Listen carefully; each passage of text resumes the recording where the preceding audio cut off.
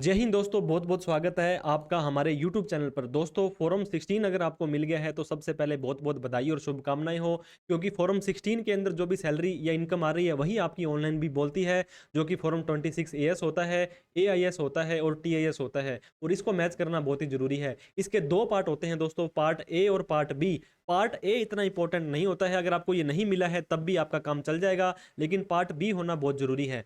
दोस्तों part A के अंदर आपको एम्प्लॉयर का एड्रेस और नेम आ जाएगा, आपके एम्प्लॉय का नेम और एड्रेस यहाँ पे आ जाने वाला है। इसके बाद में जैसे ही आप इसको थोड़ा सा नीचे स्क्रॉल करेंगे तो आपका यहाँ पे ज़्यादा कुछ इन्फॉर्मेशन नहीं आती है, सिर्फ एक ये डिटेल आती है कि जो आपके एम्प्लॉयर हैं उन्होंने जो TDS की रिटर्न वगैरह भरी थी, तो उस TDS की रिटर्न के अंदर आपके जो ये देखिए यहाँ पे कब कब TDS की रिटर्न भरी थी, कितनी कितनी अमाउंट आपको क्वार्टरली मिली थी और कितना कितना TDS आपका काटा गया था, ये सारी की सारी चीज़ें यहाँ पे होती हैं। अब हम आपको पार्ट बी के ऊपर लेके चलते हैं, जो कि काफ़ी इंपॉर्टेंट होता है। पार्ट बी के बिना आप अपनी इनकम टैक्स की रिटर्न प्लीज़ ना भरें, पार्ट ई का वेट कर लें।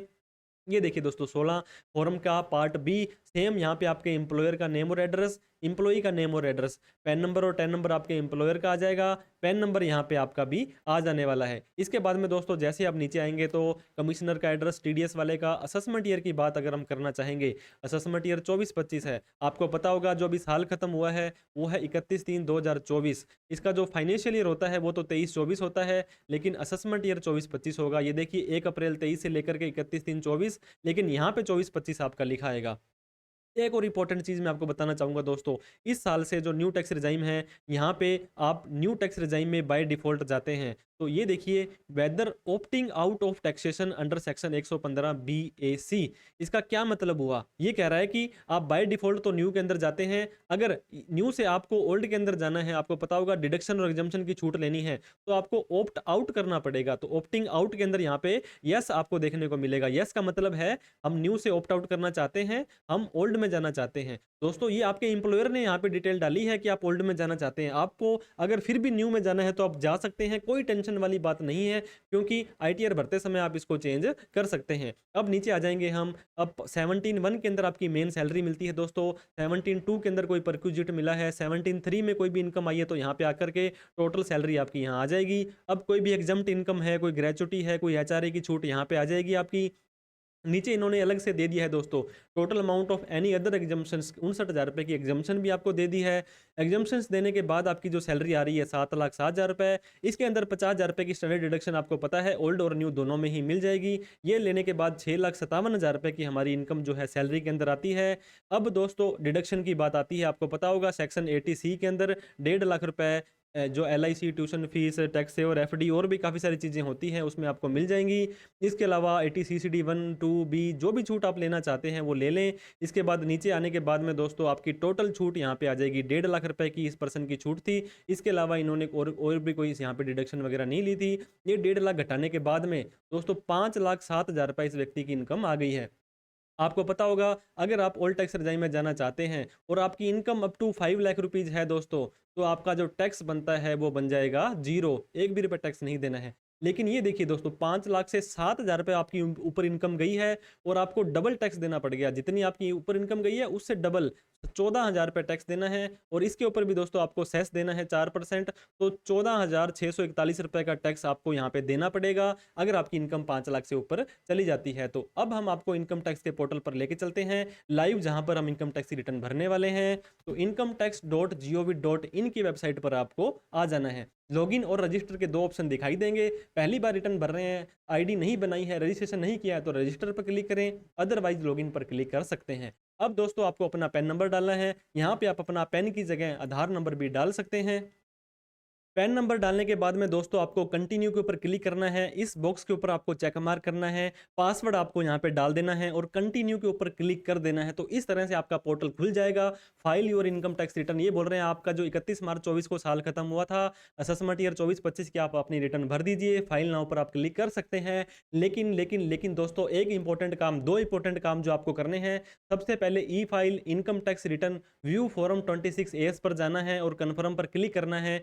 आई एग्री पर क्लिक करके प्रोसीड पर क्लिक करके व्यू टैक्स क्रेडिट पर आ जाना है। दोस्तों यहाँ पे आपको साल 24-25 सेलेक्ट करना है, HTML सेलेक्ट करना है और व्यू डाउनलोड पर क्लिक कर देना है।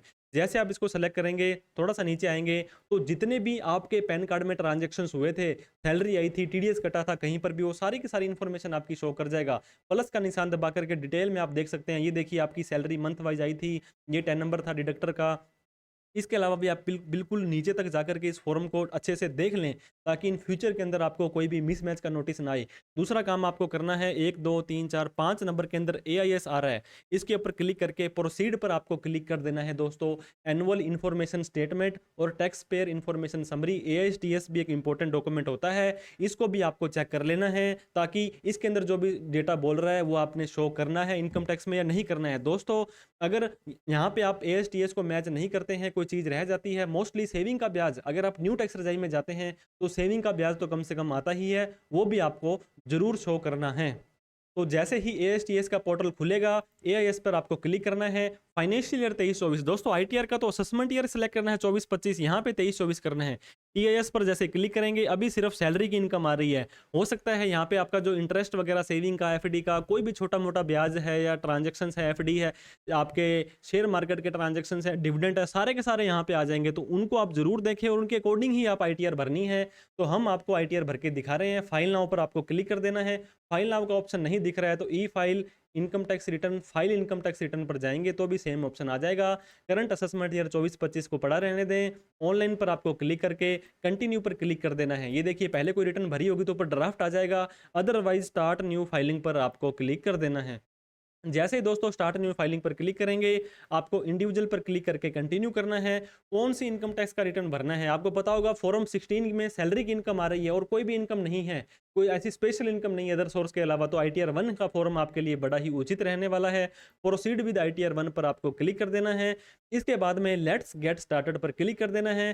दोस्तों आप अपनी रिटर्न क्यों भर रहे हैं, ये कारण पूछता है। 2.5 लाख से ज्यादा इनकम है तो इसको सेलेक्ट करें, और भी कोई ऑप्शन आपको समझ आ रहा है तो ठीक है, अदरवाइज अदर्स भी आप कर सकते हैं। अब कंटिन्यू पर आपको क्लिक कर देना है। जैसे ही कंटिन्यू के ऊपर आप क्लिक करेंगे, ये कह रहा है कि हमारे पास कुछ आपका प्री फिल डेटा आ रहा है, उसके हिसाब से आप अपनी रिटर्न भरें। उसको चेंज करना चाहते हैं तो आप अपना प्री फिल डेटा चेंज भी कर सकते हैं। तो इस तरह से दोस्तों आप नीचे आ जाएंगे, पर्सनल इंफॉर्मेशन के ऊपर आपको क्लिक कर देना है। पर्सनल इंफॉर्मेशन में आपको अपनी डिटेल वेरीफाई करनी है, नाम, आधार, पैन नंबर वगैरह, ये भी काफ़ी इंपॉर्टेंट चीज़ होती है। कॉन्टैक्ट के अंदर आपका नाम, मोबाइल नंबर, एड्रेस सेलेक्ट करना है। अब एम्प्लॉयर आपका जो है दोस्तों वो किस तरह का है, पब्लिक है, प्राइवेट है, सेंट्रल गवर्नमेंट है, स्टेट गवर्नमेंट है, PSU है, जो भी आपके ऊपर एप्लीकेबल होता है उसको आप सेलेक्ट कर लें। आप रिटर्न भर रहे हैं 31 जुलाई से पहले तो 139(1) आएगा, 31 जुलाई से 31 दिसंबर के बीच भरेंगे तो 139(4) आएगा। अगर भरी हुई रिटर्न को चेंज करना चाहते हैं तो 139(5) आएगा। इसके बाद नीचे आ जाएंगे। अब दोस्तों ये पूछ रहा है, do you wish to exercise the option under section 115 BAC। हमारे आपको पता होगा नो करते ही ये हमें न्यू टैक्स रिजाइम में लेके चला जाएगा, लेकिन हमने आपको फॉर्म 16 में दिखाया था कि यहाँ पे इसने यस किया हुआ है, तो हम भी इसको यस करके ही मानेंगे और हमने ओल्ड टैक्स रिजाइम में जाना है, क्योंकि हमने डिडक्शन और एग्जम्पशन की छूट लेनी है। तो इस तरह से दोस्तों यहाँ पे इन्होंने ये दिखाया था, ये यस किया हुआ, ये देखिए, तो हमें भी यस ही करना पड़ेगा अगर हम जाना चाहते हैं। यस कर दिया है और हम अब ओल्ड टैक्स रिजाइम में चले जाएंगे। अब बैंक की डिटेल दोस्तों, जितने भी बैंक अकाउंट है सारे आपको ऐड करने हैं इस साल से, और एक अकाउंट आपका वैलिडेट होना जरूरी है। अब आपने कन्फर्म पर क्लिक कर देना है। तो पहली आपकी जो टैब थी दोस्तों कन्फर्म हो चुकी है। अब आपको ग्रोस टोटल इनकम के ऊपर क्लिक कर देना है। अगर आपका फॉर्म 16 मिल गया है, फॉर्म 26AS भी अपडेट हो चुका है, तो आपके लिए बहुत अच्छी बात है कि काफ़ी सारा डेटा आपका प्री फिल्ड होके आ जाएगा। आप सिंपली यहाँ पे कंटिन्यू पर क्लिक कर सकते हैं। जैसे आप कंटिन्यू पर क्लिक करेंगे तो ये देखिए आपकी इनकम फ्रॉम सैलरी के अंदर हमने कुछ भी नहीं डाला है, 767530, और हम ये देखिए दोस्तों 767530। अगर यहाँ पे डेटा शो नहीं हो रहा है दोस्तों तो भी आपको टेंशन नहीं लेनी है। आपको सिंपली यहाँ पे आने के बाद में दोस्तों एडिट के ऑप्शन पर जाना है और अपनी इन्फॉर्मेशन डाल देनी है। 7 लाख के बाद में स्टैंडर्ड डिडक्शन 50,000 रुपये की ऑटोमेटिकली आ रही है। अब दोस्तों आपका जो इनकम थी 7,17,530 बन रही है, लेकिन हमारी जो इनकम थी वो 7,17,000 नहीं बन रही थी, क्योंकि हमारे को 59,640 रुपये की एक एग्जम्पशंस और क्लेम करनी थी, तो 6,57,000 बन रही थी। तो ये एग्जम्पशंस अपने आप क्लेम नहीं कर रहा है, काफ़ी स्मार्ट हो गया इनकम टैक्स डिपार्टमेंट। तो कोई बात नहीं, हम यहाँ पे एडिट के ऑप्शन पर जाएंगे। एडिट के ऑप्शन पर जाने के बाद में दोस्तों यहाँ पे सैलरी की इनकम आ गई है। ये देखिए 17(1), 17(2), 17(3) सेम टू सेम 26 से आप यहाँ पे अपना डेटा ले सकते हैं। नीचे आने के बाद में आपको कोई भी अलाउंसेस की छूट लेनी है, तो वो अलाउंसेस की छूट आप यहाँ पे ले सकते हैं। जो आपके ऊपर एप्लीकेबल नहीं है, पहले तो उसे आप डिलीट भी कर सकते हैं, क्योंकि बाद में आपको ये एरर वगैरह ना दे। अब यहाँ पे एग्जम्प्ट अलाउंसेस के अंदर जाएँगे, आपके ऊपर कोई भी एप्लीकेबल नहीं होता है, तो एनी अदर पर आप चले जाएँगे। डिस्क्रिप्शन में आपको क्या लिखना है नहीं समझ आ रहा है, तो एज़ पर फोरम 16 आप सिंपली यहाँ पे लिख देंगे। कितने अमाउंट थी हमारी दोस्तों, जो वो थी 59640। तो यहाँ पर हम 59640 डाल देंगे। ये डालेंगे जैसे ही नीचे आएंगे, तो हमारी इनकम 657,890 हो गई है। और यहाँ पे कितनी आ रही थी, 657,890। तो इस तरह से हमने हमारी जो भी इसके अलावा भी कोई डिडक्शंस थी, एग्जम्पशंस थी दोस्तों, ऊपर आप सिंपली अपनी डाल सकते हैं, एडिट कर सकते हैं। ऐसा नहीं है कि जो डेटा ऑनलाइन आ रहा है वही आपको दिखानी है, उसके अलावा कुछ नहीं दिखा सकते। अब आपको सेव के ऊपर क्लिक कर देना है। एप्पल वाला सेव नहीं है, ये सेव करने वाला सेव है। अब आपकी सैलरी की इनकम कंप्लीट हो चुकी है। दोस्तों ये कह रहा है we have prefilled value ASTS से, you are required to provide breakup. ये देखिए ये कह रहा है हमारा डेटा तो हम ले आए वहाँ से, लेकिन अभी प्रॉपर हमारा सिस्टम अपडेट नहीं हुआ है, हमें ब्रेकअप आपको देना पड़ेगा। अब इनकम फ्रॉम हाउस प्रॉपर्टी के अंदर अगर आपने होम लोन की छूट लेनी है दोस्तों, ब्याज की, अगर फॉर्म 16 में नहीं भी आ रही है तो भी आप अलग से ले सकते हैं। मैं क्विकली आपको बता देता हूँ। ऐड डिटेल पर आपको यहाँ पे चले जाना है। इसके बाद में आपको जो हाउस प्रॉपर्टी है वो सेल्फ ऑक्यूपाइड करनी है। अब आपका देखिए इंटरेस्ट यहाँ पे आ जाएगा। फॉर एग्जांपल अगर आपने 2.5 लाख रुपए का दोस्तों इंटरेस्ट की छूट लेनी है, तो आपको पता होगा 2 लाख से ज़्यादा छूट यहाँ पे नहीं मिलती है। तो अगर आपके ऊपर जितना भी इंटरेस्ट होता है उसकी छूट लेना चाहते हैं, तो आप home income from house property के अंदर जा करके ले सकते हैं। इनकम फ्रॉम अदर सोर्स, ये भी इंपॉर्टेंट पार्ट होता है। ऐड पर जाएंगे, इसके बाद में सेविंग इंटरेस्ट है तो यस करेंगे। इसके बाद में कितना है, फॉर एग्जाम्पल हमारा 2500 रुपये सेविंग का ब्याज आया है, कोई एफडी थी हमारी, उसके ऊपर 1,000 रुपये का ब्याज आया है। तो जितनी भी आपकी इनकम होगी वो सारी की सारी आपको यहाँ पे डाल करके कंटिन्यू पर क्लिक कर देना है। मतलब अदर सोर्स के अंदर सेविंग का ब्याज जरूर डालें दोस्तों, अगर आप न्यू टैक्स रिजाइम में जा रहे हैं तो, क्योंकि वो आपके टैक्स की इनकम को प्रभावित करेगा। ग्रोस टोटल हमारी इतना इनकम आ गई है। एग्जम्प्ट इनकम के अंदर कोई पीपीएफ का ब्याज, कोई 5,000 रुपये तक एग्रीकल्चर इनकम आ रही है, वो आप यहाँ पे ले लें। इसके बाद में आपको कन्फर्म पर क्लिक कर देना है। तो पहला कॉलम, दूसरा कॉलम हमारा कन्फर्म हो गया है। तीसरा टोटल डिडक्शन, ये देखिए 1.5 लाख रुपये ऑटोमेटिकली आ रही है हमारी दोस्तों। क्यों आ रही है, क्योंकि फॉर्म 16 में हमने यहाँ पे दिया था, फॉर्म 16 में 1.5 लाख रुपये ऑटोमेटिक आ रही है। इसको आप चेंज करना चाहते हैं, क्योंकि 1.5 से ज़्यादा तो आप नहीं कर सकते हैं, लेकिन इससे कम। Do you agree with the information? जी हाँ दोस्तों, हम इस इन्फॉर्मेशन के साथ में एग्री करते हैं। अब और भी कोई एटीटीटीए के अंदर आपको पता होगा ओल्ड टैक्स रिजाइम में कोई भी छूट नहीं मिलती है, न्यू टैक्स रिजाइम में एटीटीटीए की छूट नहीं मिलती है। तो न्यू के अंदर अगर आपका सेविंग का ब्याज है 10,000 रुपये तक की, तो छूट मिल जाएगी। तो आप इसको यस नो मत करें, क्योंकि आप न्यू टैक्स रिजाइम में जा रहे हैं। और भी कोई छूट आपने लेनी थी तो आप ले सकते हैं। 80 CCD 1, 80 CCD 2, ये देखिए दोस्तों सारी की सारी छूट्स हैं आपके लिए अवेलेबल है, क्योंकि आप ओल्ड में जा रहे हैं। ओल्ड में सारी की सारी छूट मिलती है, लेकिन न्यू के अंदर ध्यान दें, आपकी किसी भी तरह की छूट आपको अलग से नहीं मिलेगी।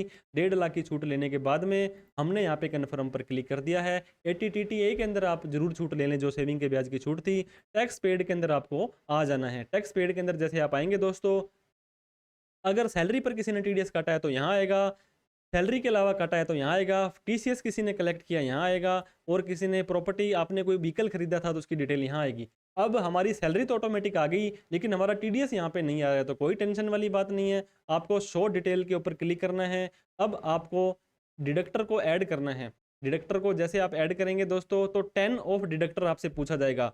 10 ऑफ डिडक्टर आपको कहाँ मिलेगा, 26 एस में भी मिल जाएगा, एएसटीएस में भी मिल जाएगा, और आपके फॉर्म 16 के भी पार्ट ए और बी दोनों में मिल जाएगा। तो 10 ऑफ डिडक्टर के अंदर जैसे आप यहाँ पे जाएंगे, कंट्रोल सी कर लेंगे, इसके बाद में कंट्रोल वी कर लेंगे, कोई टेंशन वाली बात नहीं। नेम ऑफ डिडक्टर, किसने आपकी टीडीएस काटा था, तो इसका नाम आप यहाँ पे ले लेंगे। जो भी आपके कंपनी का नाम होता है, उस कंपनी के नाम को आपको सेलेक्ट करना है और यहाँ पे डाल देना है। Income chargeable under salary, salary के अंदर कितनी इनकम आपकी चार्जेबल है, तो आप फॉर्म 16 के पार्ट बी में आएंगे। जैसे ही आप नीचे आएंगे, तो सारी की सारी छूट लेने के बाद में income chargeable under the head of salary 6 number पर आ रहा है, ये सैलरी आपको यहाँ पे डाल देनी है। इसके बाद में आपसे टीडीएस पूछा जाएगा, वो भी हम यहाँ पे देख लेते हैं। आपका जो टीडीएस काटा है इन्होंने, तो वो टीडीएस भी यहाँ पे आ जाएगा। यहाँ पे नहीं आ रहा है तो आपके पार्ट ए के अंदर आ जाएगा, वो टेंशन वाली बात नहीं है। 14,641 रुपये का टीडीएस इन्होंने आपका काट लिया है, तो हमने यहाँ पे लिख दिया है 14,641 रुपये।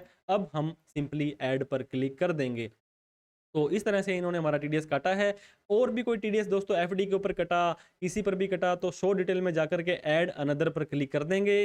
अब हमने कन्फर्म पर क्लिक कर दिया है, तो यू आर ऑलमोस्ट देयर। अब टोटल टैक्स लाइबिलिटी पे हमें आ जाना है। दोस्तों मैं आपको बताना चाहता हूँ, किसी भी तरह की फेक डिडक्शन और एग्जम्पशंस मत लें, प्लीज मत लें, क्योंकि आप 14,000 रुपये का टैक्स बन रहा है, बनने दो, जाने दो, कोई टेंशन वाली बात नहीं है। इनकम टैक्स डिपार्टमेंट पिछले सालों के नोटिस अभी भी भेज रहा है। मैं आपको एक लेटेस्ट नोटिस दिखाने वाला हूँ। ये देखिए, इस नोटिस के अंदर दोस्तों मैं आपको दिखाने वाला हूँ, एक इनकम टैक्स ऑफिसर ने यहाँ पे एक नोटिस भेजा है किसी को। इस नोटिस में लिखा है कि आपने एक काफ़ी सारी डिडक्शन और एग्जम्पशंस ली थी। मैं आपको एक बार खोल करके इसको दिखा देता हूँ। ये देखिए, इसमें लिखा है कि आपको 133(6) के अंदर इन्फॉर्मेशन हमें देनी है। असेसमेंट ईयर 23-24 की, पिछले साल की आपने इतने रुपए का रिफंड लिया था, ये सारी की सारी डिटेल हमें आप दीजिए। तो ये सारी चीज़ें आपको दोस्तों अट्रैक्ट कर सकती हैं। अगर आपको इसका जवाब नहीं देते हैं तो पेनल्टी वगैरह भी देनी पड़ सकती है। कोई बात नहीं है, थोड़ा बहुत टैक्स आपका देना पड़ जाएगा तो दे दीजिए, लेकिन चैन की नींद आप सो पाएंगे अगर आप ये किसी भी तरह की बेईमानी नहीं करते हैं तो। अब आपका टैक्स जितना बनता था उतना टीडीएस इन्होंने काट लिया है। टैक्स पेबल आपका जो है दोस्तों 0 है। कन्फर्म के ऊपर आपको क्लिक कर देना है, क्योंकि आपका ऑलरेडी जितना टैक्स था उतना आपका टीडीएस कट चुका है। अब ये कह रहे हैं कि आपने वेल डन है, आपका सब कुछ सही है। प्रोसीड के ऊपर आपको क्लिक कर देना है। You need to make payment of 0 rupees की। दोस्तों क्योंकि क्यों नहीं करनी है, क्योंकि जितना आपका टैक्स बनता था वो कट गया है। देखो, जब आपको टैक्स जेब से भरना होता है तो दुख होता है कि मुझे टैक्स चालान भरना पड़ रहा है, लेकिन आपका टीडीएस कट चुका है तो उसको कट जाने दो। क्योंकि अगर आपने चैन की नींद सोना है, प्रीव्यू रिटर्न के ऊपर आपको क्लिक करना है, यहाँ पे आपको एग्री करना है। नीचे आने के बाद में दोस्तों प्रोसीड टू प्रीव्यू पर आपको आ जाना है।